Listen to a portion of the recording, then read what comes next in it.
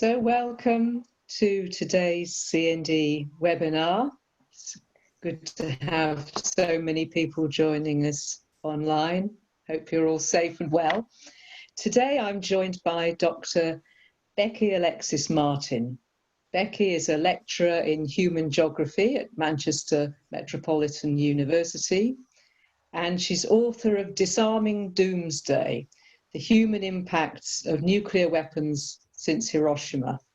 Becky, I know it's your first book, so congratulations on that. And in particular, because you are, with that book, winner of the LHM Ling Outstanding First Book Award. So that's absolutely fantastic. And I'm so pleased to hear that you've heard today that the book is also shortlisted for the prestigious Bread and Roses Award. So that's absolutely fantastic. I can reveal perhaps that when we were chatting before the show, you do have something else in the pipeline too. So you're very, very active and productive. So that's really fantastic. We're also joined by one of these vice chairs, Tom Unterrainer. Tom, amongst his many activities and talents, is involved with the Bertrand Russell Peace Foundation. So that's a great asset. Together, they are going to discuss some of the key themes in Becky's book, the Disarming Doomsday, the human impacts of nuclear weapons since Hiroshima. Many of the themes within the book, Becky, approach the bombings in a very different way to the way that I'm used to. In fact, I would go so far as to say that it uses terms that I'm not familiar with, like nuclear geography or nuclear imperialism. So in the hour ahead of us, I'm really fascinated to hear this new take on such a critical issue, and particularly in this 75th anniversary year since those terrible war crimes committed against Hiroshima and Nagasaki. So thanks to all of those of you who are joining us today for this session.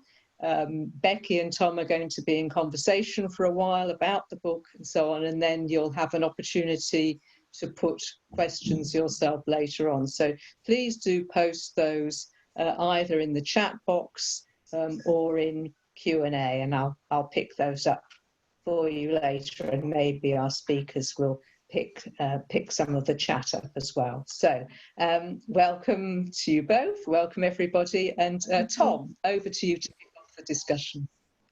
Okay, well, thank you, Kate, and thank you, Becky, for joining us.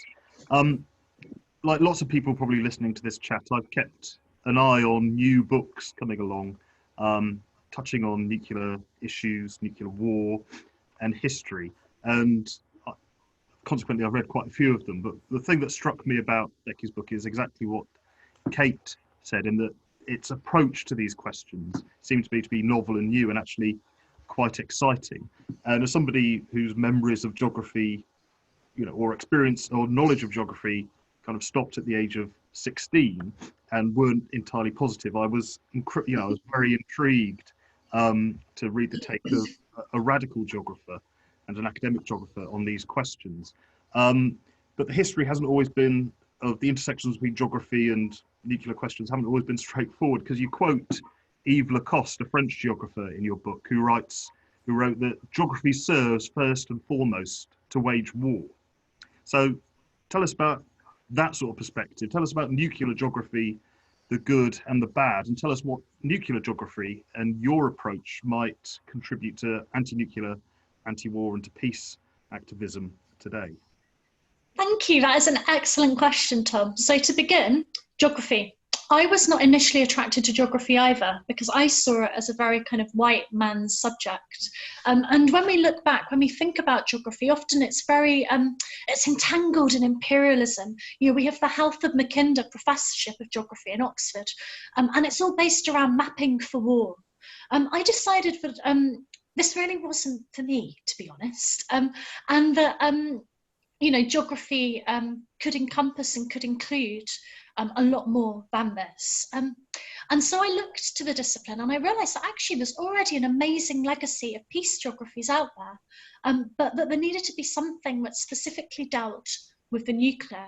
And the reason why is that, as you said very, very aptly, there's a lot of historic reflection on historic harms, but there's not much in the way of literature thinking about going forward beyond international relations. So thinking about the spatialities, thinking about social justice in that context, and thinking about these human, social and cultural issues that so desperately need to be tackled. So at the moment, I'm actually in the process of redefining nuclear geographies, and with 15 academics from across the world. And my original definition was with Dr. Tom Davies, and we published back in 2017. And when I first thought about nuclear geographies about 5 years ago, I just wanted to draw together these different aspects, you know, from the spatial, from the cultural, from the social, from the post-colonial, and from medicine to warfare. So the reason why I wrote a nuclear geography book is because I wanted to focus on these specifically geographical challenges, from spatial inequalities caused by nuclear weapons testing by nuclear weapon possessor countries in the global north, and that harm to places that so many people haven't even heard of in the global south, to thinking kind of beyond the global domination of environments and their people by nuclear weapon possessor states to other issues. My work is inherently feminist and unapologetically so, and it's inclusive of the narratives of people of colour as well, which I think is really, really important. As so often these stories are not included or ignored. So for instance, there was a wealth of activism in the Pacific by the Cook Islanders and their government before nuclear weapons, before atomic bombs and hydrogen bombs were even dropped in the Pacific. And their government and their activism was successful in preventing weapons being tested in the Cook Islands themselves. And also another amazing hidden story that links back into these geographies, back into this global nature of nuclear warfare and nuclear activism, is the incredible work done by people of colour, done by the African American community in America during the Cold War to change attitudes towards the bomb. You know, these are these stories that are neglected, and there's many, many more by this kind of quite white-dominated culture in the discipline. So I hope that my work and my nuclear geography can remind everybody that it is a global issue, and that it should be recognised as a global issue. It's recognised as a global issue by the United Nations, and that it's not just middle-class Brits with placards. You know, there is this whole world of people out there who have lost their homes and lost their lives because of the nuclear weapons tests. Okay, thank you. So you mentioned hidden stories there, and hiding things and secrecy is quite a big theme in your book. And you write quite a lot about the secret history of nuclear weapons. And as I understand it, you're not just referring to state secrets like nuclear design plans, the location of silos, and that sort of thing, but to broader ideas. For instance, the secret cities where nuclear weapons were devised, and that even the language we use to talk about them. So what do you mean by the secret history of nuclear weapons? How far does it go, and what does it encompass? Well, there's two strands to this, really. One of the first things that I found absolutely fascinating is how language can be used to obfuscate. So, for instance, when we think about our British nuclear arsenal, it's described as a trident deterrent. Now, a deterrent could be anything, really, couldn't it? When we think about kind of the linguistic meaning of it, you know, I use deterrence on a day-to-day basis for all sorts of things, right? We all do. It doesn't really encompass this idea that it's actually a you know, lethal and potentially genocidal weapon of mass destruction, does it? They don't come out and call it what it is, which is a hydrogen bomb. You know, a lethal, you know, destroyer of worlds, if we're going to go for Oppenheimer, which is the obvious cliche. So I think this use of language is fascinating. It predicates and focuses around this idea of prevention rather than destruction, this idea of a world that is safer with nuclear warfare. And I find that really intriguing, because when we reflect upon other types of weapons of mass destruction, or other weapons that fall into the chemical, biological, radiological and nuclear domain, These large-scale, messy, unsophisticated technologies, have often been outlawed. We have chemical weapons banned. We're not allowed to implement landmines anymore. And the UN has already seen these procedures through. So one of the things I think about when I think about this kind of secrecy is the way that it's been used to kind of push forward from a linguistic perspective and maintain nuclear weapon possessor states, nuclear authority and respectability. When we think through secret histories, though, this is another thing that just really fascinates me. And it gets a little more whimsical because you can't be serious all the time. And I just find it incredible that there are whole places, whole cities that were obscured from view during the Cold War, specifically to develop these new technologies. And one of my favourites, of course, and I've been there, is Project Y. Now, I don't know if any of you have heard of Project Y before, but it was a code name for Los Alamos, and it didn't even have a postcode. So they brought in wives, children, and scientists and the military, and they all lived there, and they weren't allowed to talk about where they were or what they did. Now, this sounds quite interesting, but actually it has a more serious side, because of course, if you have work that is covered by secrecy and you have these official secrets acts, naturally they're necessary. We don't want to be in a situation where we're vulnerable, right? We don't want to be in a situation where perhaps, we might be vulnerable to security risks. But then flip it on the other side. It creates a culture of uncertainty. It creates a culture of secrecy. And wherever you lose that transparency, you lose that integrity. So this is one of the reasons why secrecy is absolutely fascinating for me. And when I reflect upon, for instance, the nuclear weapons industry, and past, present, and potentially future as well. So, thank you. Can I follow up on that, because one of the on the first part and the use of there's a use of secret language. So the biggest kind of conventional bomb in the world is nicknamed Moab, the mother of all bombs. Yeah. You have Trump and generals. They will go on the television and boast about this big, beautiful bomb. It's got this ridiculous, awful name for something that destroys human life. Yes. So on that one level, there's like a boastful approach to these weapons. But when I agree. But when the impact, though, of using, the deterrence label or the language that's deployed around nuclear weapons, it's almost as if it's normalised, and that's that struck home to me in the two elections we had in the UK in 2017 and 2019, where it even got to the point where the whole question was reduced down to, will you press the button? And people happily answered yes. Do you see that as a consequence of kind of the secret language and the secrecy that's going on there? I do. It's just easy for people to just say yes. I do, and defend your country. Even there are many other better ways to defend countries, and there are countries even such as Iceland that have almost completely demilitarized and seem to be doing just fine. I think it's very interesting, actually. And yeah, when we think about, whether they would press the button or not, what we're talking about is, would they be willing to obliterate the lives of hundreds of thousands of people? I don't know if I want somebody who is willing to commit mass murder as my president or my prime minister, which I know is quite a bold statement to make. And I think that, as you said, the language obfuscates. If somebody actually just came out and said that, we'd be like, oh my God, no, what are you doing? Don't come here, don't be our prime minister. But because it's couched in these other terms, it makes it acceptable, it makes it appropriate. And it creates cognitive dissonance between this idea of what the nuclear weapon can actually, achieve. Not really the right word, but, it can actually cause. And this idea of just pressing a button, right? So yeah, it's a good question.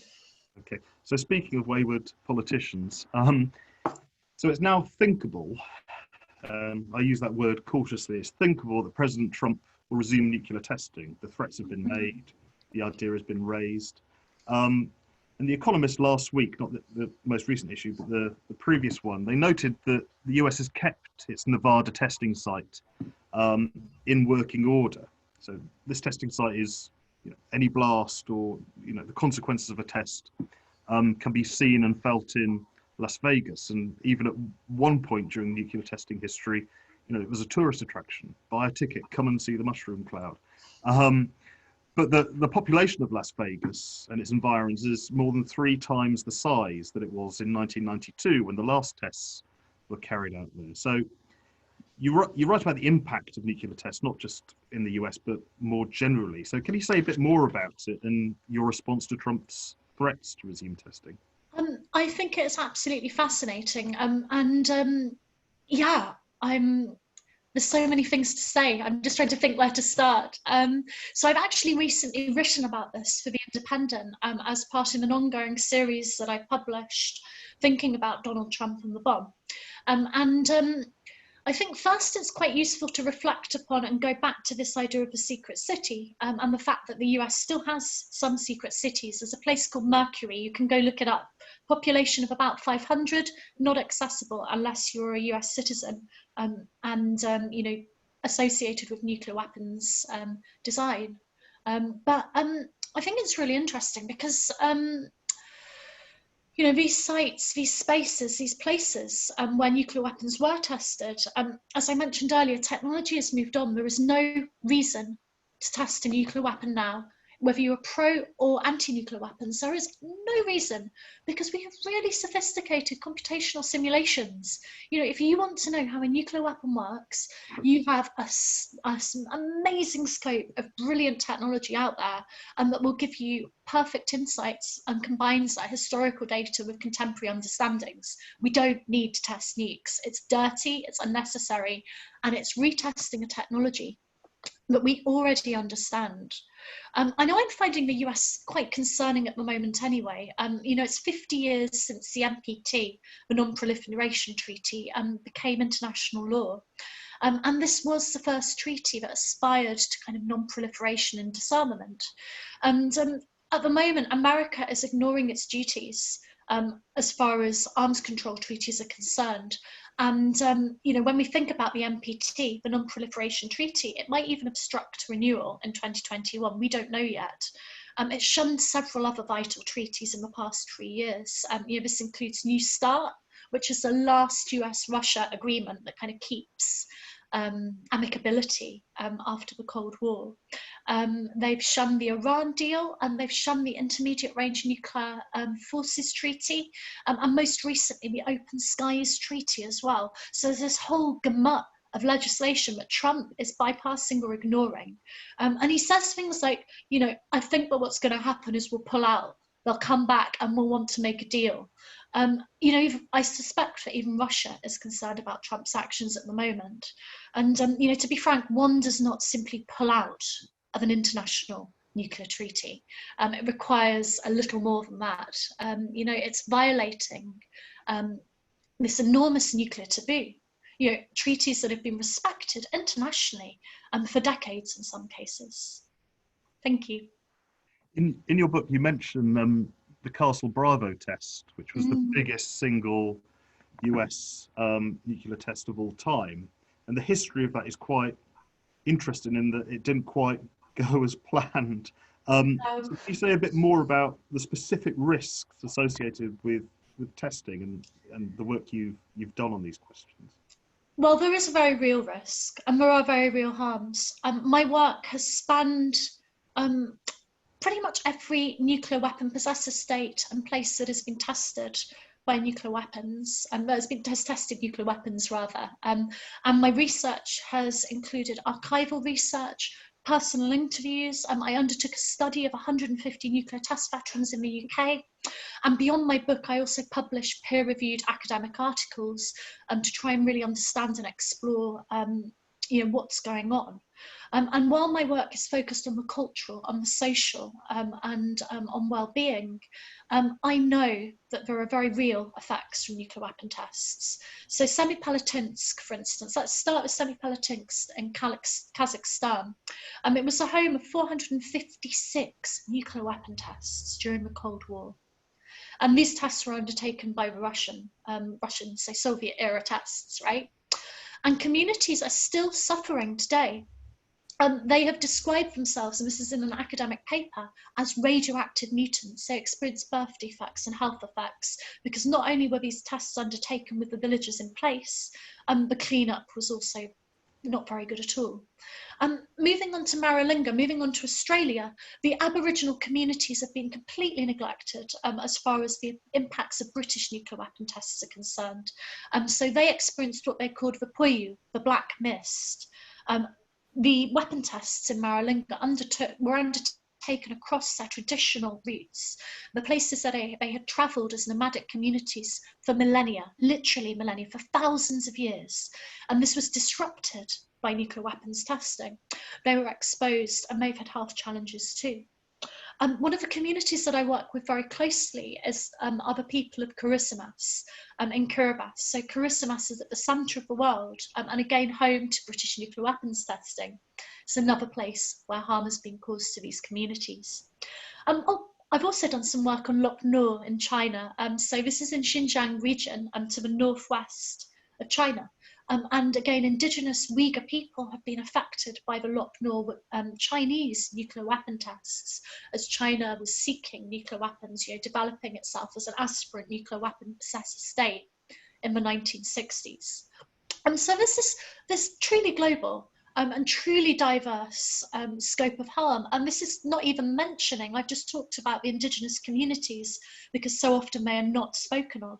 And this isn't even mentioning the effect to the young soldiers and to the younger communities, young servicemen who worked internationally, American servicemen, Russian servicemen, British servicemen, Chinese servicemen who have all been affected too. So it's very much global in scope. Some of the effects are more subtle though. So I actually wanted to read you a little bit of my book if there's time and if it's appropriate, just about some of the casual racism that arose during the Marshall Island tests to the Marshallese people. So the indigenous communities of the Pacific Ocean were subject to British, American and French nuclear weapons testing. This arose across the Marshall Islands, the Central Pacific Islands and French Polynesia. These tests have created significant humanitarian concerns, creating health, socioeconomic, environmental and cultural consequences that remain to this day. So the US alone undertook 106 nuclear weapon tests across the Pacific territories, beginning with the Marshall Islands in 1946. So this encompasses Castle Bravo, as we are thinking about. This is despite the US being tasked by the UN to support the self-determination of the Marshallese Islanders after the Second World War. So they were given care of the Marshallese people, and instead they undertook nuclear weapon tests. They used this as an opportunity for military self-determination and as a new place to test a bomb. And so the Marshall Islands became this primary location where the US would test increasingly destructive nuclear weapons and delivery systems. By sanctioning US imperial control over these Micronesian lands, the UN trusteeship agreement hastened the rise of an imperialistic military-industrial complex during the Cold War.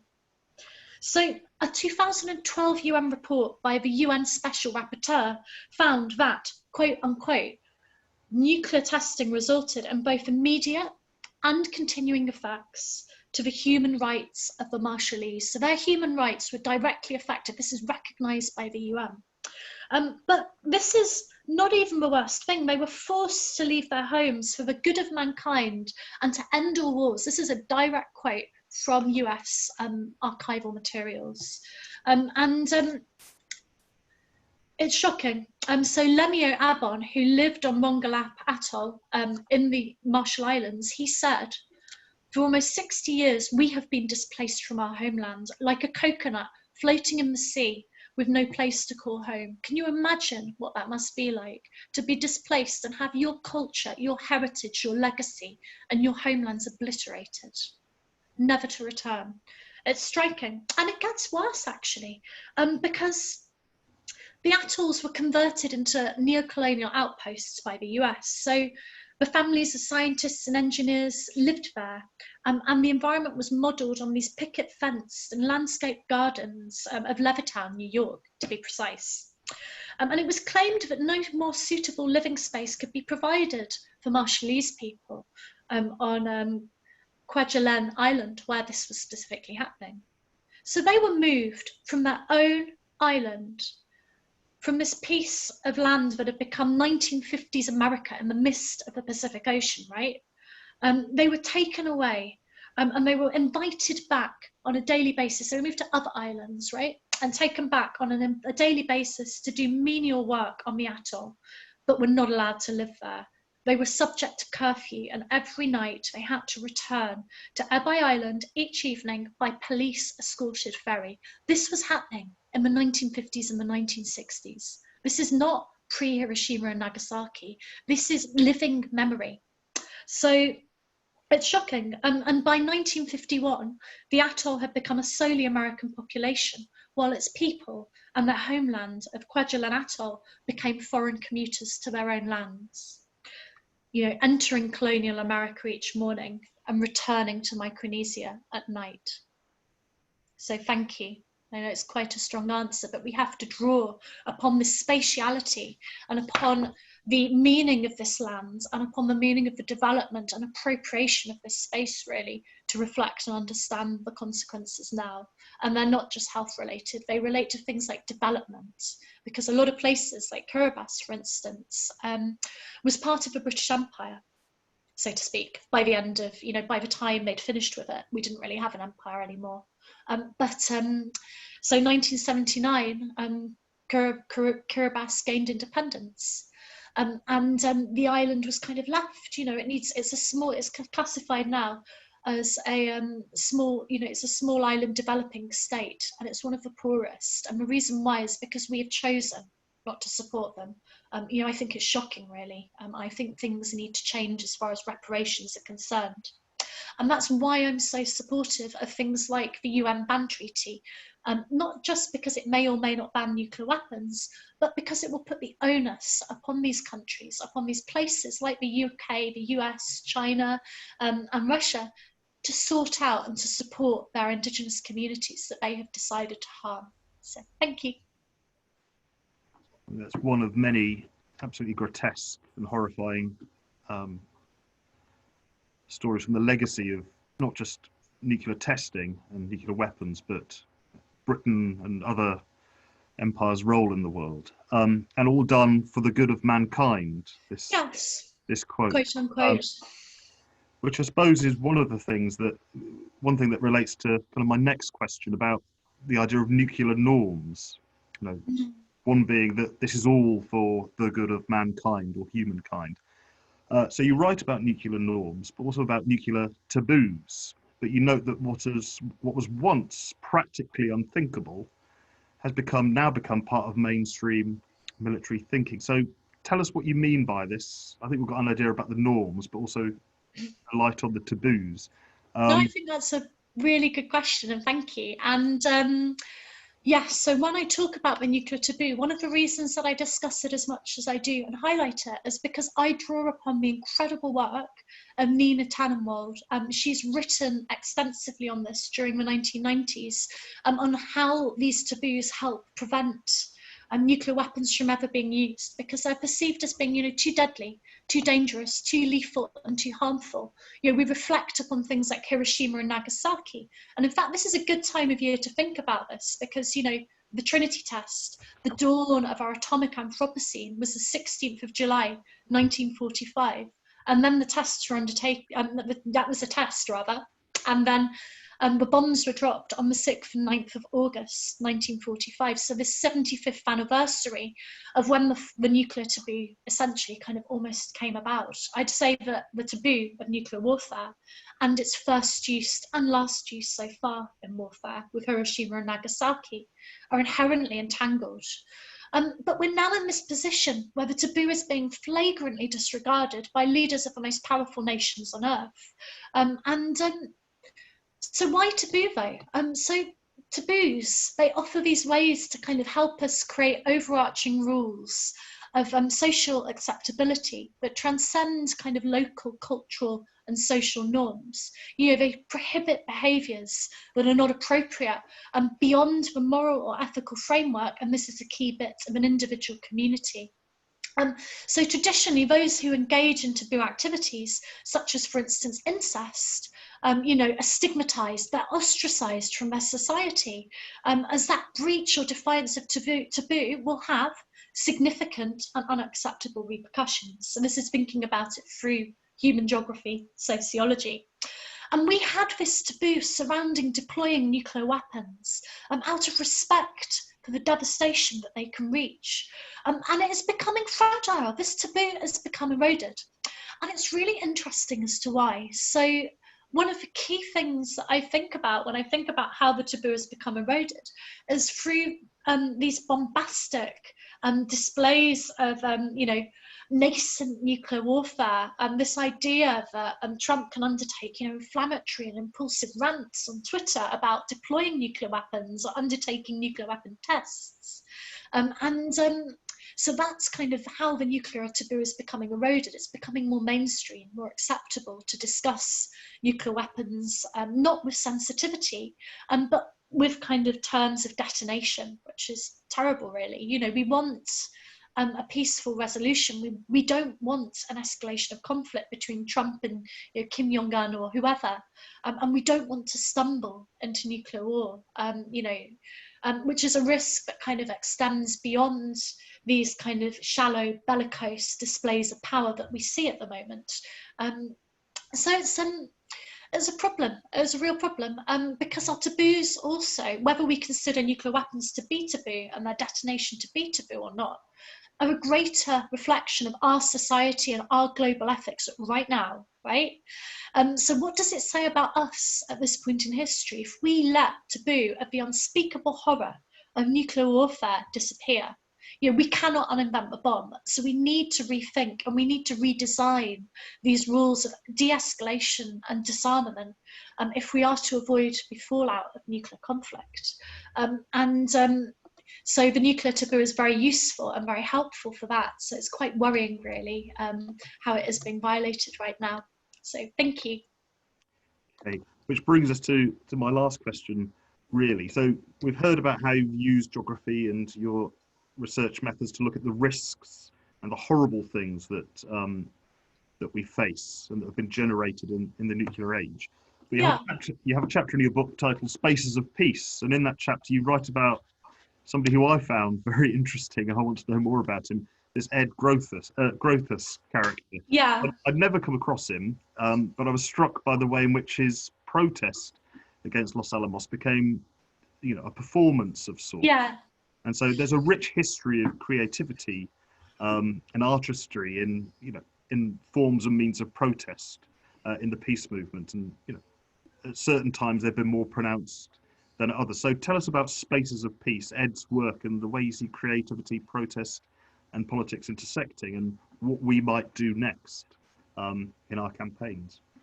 No, that is a wonderful question, and I love an opportunity to talk about Ed because he's one of my research projects that has been the most kind of baffling and unusual that I've ever done, really, and it involves the black hole of Los Alamos and the Doomsday Stones. But before throwing these enticing topics at you, I'm going to start from the beginning. Oh, and I'm also going to thank Barbara Grothus, his daughter, because without her and without her kindness and her support, none of this would have been possible, right? So Ed Grothus, wow. Now that is a story. It's a story of a machinist who worked at Los Alamos, who became one of America's most notorious pacifists and peace protesters. And so he made a living of sorts. Living in Los Alamos, he left his machinery job and he used to buy old bits of kit and old bits of material from Los Alamos and then sell them on. And then he'd sell them these bits of kit and then he'd use the money to organise massive, wild protests. And he was very artistic. He was very quite a creative soul, I think. And one of the things that he did is he bought the Lutheran church next to his shop, which he called the Black Hole of Los Alamos, a place where things go and never come back. And he called this church, the Church of High Technology, and every Sunday he dressed up in bishop's garbs to unworship the bomb. And so he was there, and he was out there every Sunday, embarrassing all the local people and the local neighbourhood, talking about the harms of nuclear war. And if that wasn't enough, and people would come for miles, people would come from across the Americas to come and watch him unworship the bomb.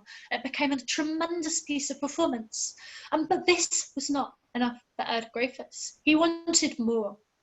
So he commissioned the Doomsday Stones. Now, I have photos, so if you ever want to have a look, give me a shout. And now we're about to enter the bit of the story where I get stuck in a container and call wildly for help to Barbara Griffiths. Thank you, Barbara. See, this is why I thanked her. So I was, I went there. I went to the Black Hole of Los Alamos, and I went because I wanted to see the Doomsday Stones. I wanted to learn more about these gigantic monoliths. And so Barbara very kindly took me to see them. Now, unfortunately, they're locked away because Los Alamos is not really a place of, it's a place of what I'd call negative peace. It's calm, it's tranquil, it's picket fenced, but it doesn't really like anti-nuclear activism for obvious reasons. And so these stones are locked away. There's nowhere that's appropriate for them to be erected. And so we opened these containers, she unlocked them, and the majesty of this enormous hunk of granite was outrageous, literally. I went and I looked at it, and every side of this stone was engraved in 16 different languages about how Los Alamos and the nuclear weapon tests are brighter than 1,000 suns, how the technology could be harnessed for incredible good, but also incredible harm. And then went on to describe the harms that have been caused by Hiroshima and Nagasaki. So the monolith itself, it stands on this enormous black granite plinth, which was originally nabbed from the Los Alamos National Laboratory, well, sport from Los Alamos National Laboratory, and then engraved. And then the Doomsday Stone itself is, it's got to be maybe 20 foot tall. And I scrambled up this little ladder. It was really quite challenging. It pushed me to my back, so I'm quite intrepid, and then leapt over into the container, and it's engraved with Albert Einstein's theory of relativity, E = mc squared, which I think was a really interesting choice, actually, because when we think about Einstein, and he's one of these protagonists. It's amazing. I can say, as someone with natural sciences background, that he was a truly superior physicist. Whether you like his general or his special theories of relativity, both are good, both are very interesting. But he was great, right? He was pioneering. And then after Hiroshima and Nagasaki, him and a number of other quite prominent academics, Bertrand Russell, Edward Zizard, a combination of physicists, philosophers, logicians, got together to push back against the bomb, right? There was the, several different petitions to try and change the culture, to try and stop nuclear weapon development from progressing further, to try and prevent the acquisition of hydrogen bombs, of thermonuclear weapons, to try and stop that arms race. Unfortunately, Einstein et al. were, a bit unlucky. They did their best. The Bertrand Russell Peace Foundation remains our legacy. But that doesn't stop us from changing things now, We have a whole amazing scope of brilliant people out there. I'm one small academic in a northern town in the UK, and but I know there are thousands of people out there who have the knowledge, the understanding, and the skills in the global north and in the global south. Some of them, my most admired academics, actually, are those who are in the global south. So Katerina and Teresia Teawa, for example, who have been, who were based in the South Pacific. But what I want to say, without waffling, is that we are pushing back. against nuclear weapons. So even like in the last month, we've had, if we reflect on June and July, Fiji, Namibia, and Belize have recently ratified the 2017 United Nations Treaty on the Prohibition of Nuclear Weapons. And we don't need many more ratifications now until it comes into force. We know that nuclear weapons are a dirty, dated, and dangerous technology. And that's at the best of times. And we know also that they're highly imbalanced when we think about social, political, and economic inequalities that we're trying to sort out now. We have things like the Sustainable Development Goals. We should be focused on global development, global growth, and more equitable change to our world. And then to think that just 8 nations have detonated 2,056 nuclear explosions over the past 75 years. I'm pretty sure that we know how they work by now. And, when we reflect upon the global harm, this legacy that they've caused, it's clear that tight arms control and disarmament are essential. And for all of you sitting out here today who are listening to this, you're listening to me, waffling on about my book, having a wonderful time with you all, this is something that you can change. This is something that you have power over and you have control over. You can write to your government. You can push for, your country to go and, subscribe to the UN ban treaty. You can write to Beatrice Finn or Tim Wright at ICANN. They are both lovely and really open to have conversations with you. And you can write your own book as well. I know I never thought I'd write a book, but I have. And if you found this talk interesting, I'd recommend it. But if you also are thinking of writing your own, come and chat to me. Give me an email. My door is open, and I'm always up for supporting academic or other types of writing in this domain. So thank you. Thank you, Becky. That was amazing. A lot to think about. If you want to know more, get her book. It's easy to find. Go to the Pluto website and buy it direct, not horrible Amazon. I think we've got a few questions from participants. Kate has lined up. And one of the questions indeed was, will there be info about how to buy it? Asked Jess Stanfield. So online, presumably, and in good bookshops. When or where? Yes, yeah, you can get it from Blackwell's, from WH Smith. I think you can get it from Waterstones. You can order it in, and if you ask to order it in, that's always good, So, but you can also buy it online, so you can get it from Pluto and Blackwell's online, definitely, and Evil Amazon. But I prefer it if you got it from Pluto. So. Okay. Right, so I've got a number of questions, Becky. We've got just under 20 minutes left, so let's try and make sure no one's disappointed without an answer. So the first one came in from Ray Street. That was about Trump's threat of nuclear weapons testing, but you have already responded to that in your second answer, I think it was. So thanks for that, Ray, and I hope that answer was satisfactory. Then we hear from Jackie Carter. Jackie says, Dr. Alexis-Martin spoke about her research being inherently feminist. Much of what she discusses is about power. I wonder if she could speak to the disproportionate effect on women and marginalised communities of nuclear weapons, and also about whether she thinks more female political leadership might affect the language used and actions taken by countries. Yes, oh my goodness, absolutely excellent question. And yeah, there is a disproportionate effect. So I'm going to talk through this in 3 ways. I'm going to think through the wives of the nuclear test veterans and the daughters who I have worked with specifically for a peer-reviewed study called Nuclear Families that you can read online. It's a massive report, but papers will be forthcoming. But the report's up there for whoever needs it, and it's in plain English, so you should be able to read it, because I think it's important to make research accessible.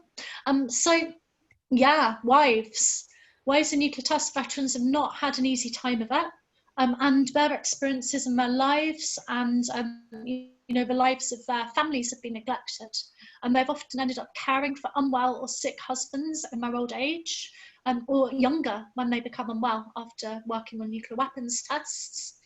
They bear the burden also of looking after unwell children. So you've got this intergenerational responsibility for care. and for supporting their wider community as well. So that's one kind of aspect of the neglected women's effects. So another one as well, and it's something I'm really proud of, that's going to come out soon, is I've done a study of the women of Hiroshima. So I've worked with them, spoken with them about their experiences. The consequences range from losing their hearing at an early age to having lifelong tinnitus, to being very frightened, having almost PTSD type effects. When I publish this and I write it up, as I've been writing it up, I'm including them as co-authors, because I feel that a lot of the time as academics, we take this mantle of authority. Now, I have authority. I have a ton of expertise. I'm not being like arrogant here, but in an anti-expert culture, you will respect my authority. But they have lived experience. They have lived for decades on an island that has been ransacked by nuclear weapons testing. And if I don't have the ability to, include them as authors of their own stories, and to provide myself as an academic conduit for them to translate their language into terms that will be accepted and understood widely by the policy and academic community, what kind of academic am I? Claim to be a nerd. So there's that aspect in my work too. But the other thing that I think is really important that I've been thinking about a lot is actually our role as women. So, for instance, look towards New Zealand, look towards the places that have been affected least by COVID. You'll find that most of them have female leaders. I think that's quite stark. I'm not being misandrist here, but there is definitely a difference, I think, in how international policy plays out.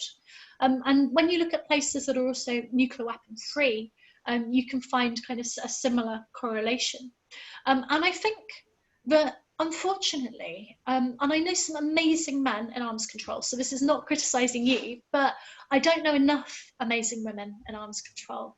I know, and the ones I do know are brilliant, right?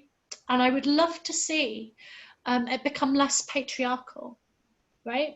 I'd love to see it become a space where a woman can talk and be average rather than have to be brilliant and be listened to. Or where a woman can talk and be respected and not spoken over. And I should add here that as an academic who's I care a lot about what I do, and I feel as though I know I have good expertise. I have had many meetings in my earlier career where I've been spoken over, right? And I've sat there and just gone, we don't have to, we can talk over back. So I think there's these three things, we need to make sure that women are included in this debate and this discussion, and not just academics, including people who have this lived experience. And we need to respect women who are experts. I can name Professor Stephanie Malin in the US. Oh my God, she is amazing. I could list, Kristen Iverson, her book Full Body Burden is wild. Katerina Teawa, Dr. Katerina Teawa, I should add, she is brilliant. Professor Ellen Slavic, her work, her monstrous cartographies are amazing. And this is just off the top of my head, right?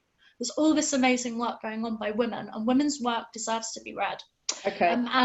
So yeah. I'm going to butt in now because I've got some more questions. Sorry. Okay, thank you. Sorry. To be disappointed. So yeah, it's important. Jackie's put in chat that she's really great, pleased with the answer to that. So that's great. So I've got a very quick one from Annie Tunnicliffe who says, "Where is Secret City Mercury?"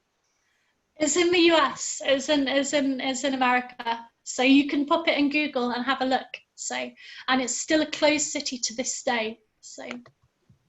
Okay, thank you very much. Rosalind Cook is saying, could those references be put in the chat, please? So if someone's got a chance to put those in the chat.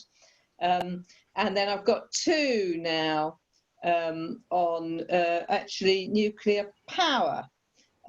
So one is also from Ros. Thank you for a great talk. Do you address the dangers of where nuclear power stations are situated too, and the fact they're still being built? And another one related to that, which comes up in the context of what you were saying about secret cities. This is from Bianca Hull. She said, reminds me of the town near Chernobyl being closed for decades and so on, that whole imaging thing there. I'm imagining she's referring to. Do you see any parallels with nuclear power and nuclear weapons? So if you could give a kind of succinct answer on the nuclear power thing and where you stand on that. That is a really interesting question. And again, I have lots of thoughts and lots of opinions to share. So I just think it's really interesting where nuclear kind of energy comes from and how and why. You know, obviously we wouldn't have nuclear energy without nuclear warfare. But I honestly, and I've done work myself on the women of Chernobyl and the effects, thinking through what we call the Chernobyl necklace. I've got a paper out there, my first nuclear paper from 2014-15, very early in my PhD, that deals with this embodiment and the experience of being affected by nuclear warfare, not nuclear warfare, oh my God, sorry, nuclear energy for women in Chernobyl and Fukushima. So I think it's really important. I think we need to think through nuclear accident as one of these, you know, very, very low likelihood, but very, very, very high impact events. But unfortunately, beyond that, I haven't written much myself. So I've got this one paper on the women of Chernobyl and Fukushima that you're welcome to read, but I don't have opinions that I'd say would be informed by policy right now. I'm more of a nuclear warfare person, so I hope that helps. It's good to think about, though. Maybe it should be a next book. So yeah, well, as you may know, CND's got a very strong position against nuclear power. Right, so I've got one that was submitted in advance. I think this is one for Tom, if you don't mind. Although, of course, Becky, you're welcome to add if you like, but Tom, really. So how can we get, how can we get the Labour Party under Keir Starmer to raise the question of ending spending on Trident nuclear weapons? And that this would be very popular with Labour Party members. So I know you're in one of the Labour Party policy reviews or policy commissions, Tom. Do you think it's possible to get a change on Labour Party policy on nuclear weapons? I don't think it'll be easy, and it never has been, has it? If you look at the efforts that CND has put in over a very long period of time, not just CND, others as well, to even having a sensible discussion about these issues, then it's a story of a couple of victories and very quick unwinding of those victories in subsequent years. I personally think it's highly unlikely you'll get a commitment to a change of policy in the short term, but that doesn't mean that there aren't avenues in which questions can be raised and points can be raised. So currently the International Policy Commission has a paper out. Nuclear weapons aren't mentioned in it directly, but there's a policy consultation ongoing. So anybody at all, Labour Party member or not, can submit. If you Google Labour Party National Policy Forum, do a bit of searching, you can raise these questions directly. But there are all, if you read the paper, you'll see that there's a commitment to multilateralism, and this is being emphasised. And there's also notes of risks to multilateralism, which Becky has touched on, and which people will be familiar with. And if the Treaty for the Prohibition of Nuclear Weapons isn't an example of multilateralism, then I don't know what is. So, I think the point has to be made, and has to be made strongly. If you're going to use a word as a cover for something else, stop doing that. Be very clear about what your policy actually is. Don't hide behind the word multilateralism. If you are a multilateralist, then you should sign up to this multilateral nuclear ban treaty. And I think questions, hard questions, I think, for politicians to answer need to be posed in that way, because they will bleat on about these terms in the vaguest possible way. But it's always the same problem with multilateralism. It's a word, and putting it into action has always been a big problem. So raise the points and keep doing it, and also engage with Labour CND if you're a Labour Party member. Look up Labour CND on Google, and get involved in what will be, I think, a longer term campaign. Yeah. Okay, thanks to A. Paim for that question. So thanks, and I hope you're involved and active around Labour CND. So I've got a couple more which I think we can squeeze in. I won't be able to take everyone's, but I've got a couple more. One is an observation, really. This is from Jean Green. She's referring to what you were saying about the Global South. You talked about that quite a lot in the earlier part of the conversation. She said she's linking, just praise it slightly, the fact that virtually the entire Global South, if not the entire Global South, is self-organised as nuclear weapons-free zones, and most of the countries ratified the ban treaty are from the Global South. What's the reason for that, would you say? I think that's really interesting. Yeah, well, it's a lot of the Global South for kind of developing places that have been affected by nuclear weapons worst, as they've become kind of unshackled from empire and unshackled from these tests. And so I think one of the key pivotal moments for me was the Raritan Treaty. So 1986, people got together and they decided to create a nuclear-free South Pacific. And this legislation is enshrined in UN law to this day. So you cannot legally, you will violate UN international law if you tested a bomb, if Donald Trump decided to go back to Marshall Islands and detonate some nukes now. And so you're right, there is this huge divide, this huge dichotomy between who has and who has not, and between the spatial implications of this. Because, for instance, when you think about the Pacific and you think about landmass, the Pacific and the Global South, thinking north and south of the hemisphere, it takes up an enormous amount of the world.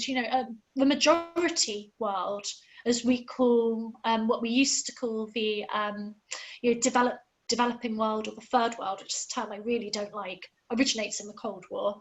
First world, second world, and third world being US, UK, communist Russia, and then everywhere else, right? Like the class system, it's horrible. We need to cast it out. So thinking through the global majority, perhaps, or the Global South, they've got these greater concerns because they have been directly affected by our selfish actions as nuclear aspirant, nation states. So this is one of the reasons why. But a global ban will obviously create this, will close up these spaces, it will get rid of these spaces of negative peace. Because if you can't test further nuclear weapons under law and it's international, it will reconfigure our geopolitics. It will reconfigure how we think about where we can test these nuclear weapons if France or the US or the UK decides that they want to start up again. So thank you, really good question. Okay, just noting from Linda Walker, I think that is in the chat, she's saying the period for putting submissions into Labour Party's National Policy Forum has been extended till July the 20th, so it would be great if lots of people put in some comments if they have not already done so. So anyone who's involved in the Labour Party, I think you don't even have to be in the Labour Party, I think, to... You don't have to write an essay, just short... say what you think the way that you think it and put it in. Okay, so we've had lots of questions and we've got just time for one more, which I'm going to put to you because I think it is very topical. So this is from Bradley King. At the start of your conversation, you made various links to war and colonisation and that whole framework there. With the recent development of the Black Lives Matter movement and the pulling down of statues and so on, concerned with very negative histories and oppressive histories and so on, and the kind of seeming valuation of that, continuing valuing of it by having those statues there and uncommented on. Do you think that movement will allow a rethinking of this whole range of issues and the impact on indigenous populations and former colonial, so-called colonial peoples? Will this facilitate change in the thinking on all these issues? Lovely question to end on. I really hope so. But I'm of the opinion, actually, that I talked to a lot of people. You know, I'm a chatty woman. I love to chat. And I talk to everybody from my hairdresser to the, who I'm seeing on Monday, to you know, the checkout people, to my students about these issues, to, you know, my grandparents' friends. And the resounding thing that I get back is, I did not know. This is terrible. These poor people, right? So there is already, I think, when people are aware of the oppression and the inequality that has been caused and the long-term social, cultural and environmental and well-being effects that are caused by nuclear weapons, then they care. They really do. But I think that awareness isn't there. That's one of the reasons why I decided to write my book and why I am you know, a burgeoning radical geographer, I guess, because as an academic, I would face classes of wonderful, enthusiastic, smart students. You know, they come in and you're like, New Year. And then I start teaching them about post-colonial studies. I start telling them about the issues and the segregation and the abuse to these communities that already had their own civilizations, already had established culture, such as in the case of Aboriginal communities for millennia, and their jaws drop. They just don't know. You know, we're taught a very, you know, monarchist white history at school. Like, one of the things that got me when I was at school is that, you know, the things we were told, it was mostly kings, right? Or men who did important stuff, you know, or explorers who were glorified. It was this revisionist version of history. And we need to start including our Cold War legacy within the British school curriculum. I think that if we did that, I include it in my university curriculum, but I think that if we all petitioned for this to be included with clarity, transparency, and an unbiased perspective, so the benefits of having maybe new technology, but also the tremendous harm that was caused, then we might take a step forward to actually having a more equitable and you know, understanding society. But yeah, ban the nukes. Thanks very much, Becky. That was really interesting, stimulating, motivating, and just overall fantastic. Thanks very much to Tom, not only for being in conversation with Becky, but for proposing Becky in the first place, because knowing of your fantastic work. Thank you to Rob, who is doing the technical work behind the CND symbol there. And thanks really to everybody for participating today. Thank you for all your questions and so on, and look forward to working with you all in the future. And you too now, Becky. Oh, thank you so much. It's been a pleasure. Yeah, thanks for having me. It's been great fun. And yeah, if you have any other questions afterwards, forward them to me or Tom, and you know, I'll see what we can do. So yes, it's been great. Thank you. Thanks. Bye-bye, everyone. Bye. Bye.